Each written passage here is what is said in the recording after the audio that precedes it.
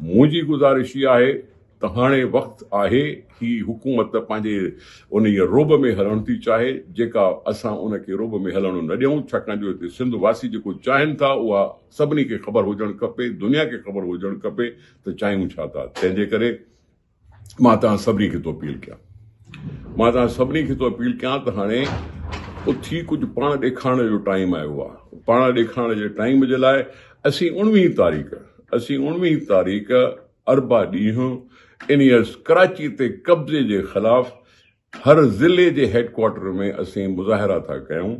असां तव्हां सभिनी खे चवंदासीं त ही मुंहिंजो अकेले जो मसइलो न आहे, तव्हां सभिनी जो मसइलो आहे ऐं उनखे तव्हां निभाए, उनखे तव्हां निकिरी निर्वार थी करे पंहिंजो आवाज़ में आवाज़ मिलाईंदे पंहिंजो पाण खे बचाइण जी कोशिशि कयूं त इहो सिंध ते अहसान थींदो।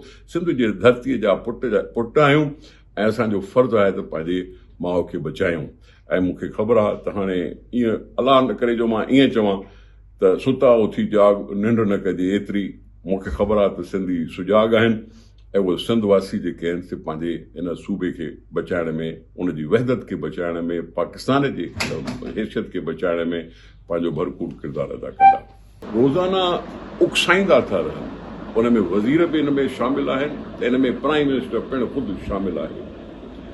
असीं इन ॻाल्हि खे सम्झूं था त ही कराची ते कब्ज़ो करे दरअसल NSC ते धाड़ो थो हणणु चाहे, कराची कढी उन खां पोइ NSC जो फार्मूला खे रद्द थो करणु चाहे, जेको पुराणे हुनजो अज़ाइम आहे। असीं इन ॻाल्हि खे महसूसु करे चऊं था त ही सिंध आहे जंहिं पाकिस्तान ठाहिण जी शुरूआति कई।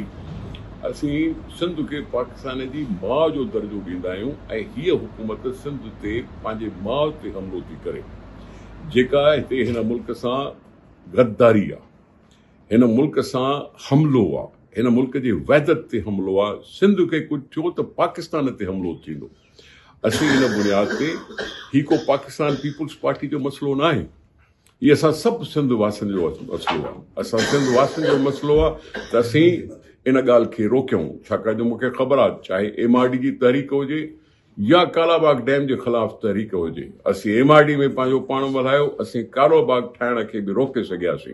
कोई डिक्टेटर हुजे त केरु बि हुजे, असां उनखे रोके सघण जी ताक़त रखूं था ऐं उहा ताक़त रखी पंहिंजो सिर जान जी धड़ जी बाज़ी ॾेई असां हिन मुल्क में कॾहिं जमहूरियत जे लाइ क़ुर्बानियूं ॾिनियूं आहिनि, कॾहिं पंहिंजो पाण ई वसीलनि ते कब्ज़ा करण खां पंहिंजो पाण खे बचाया आहिनि।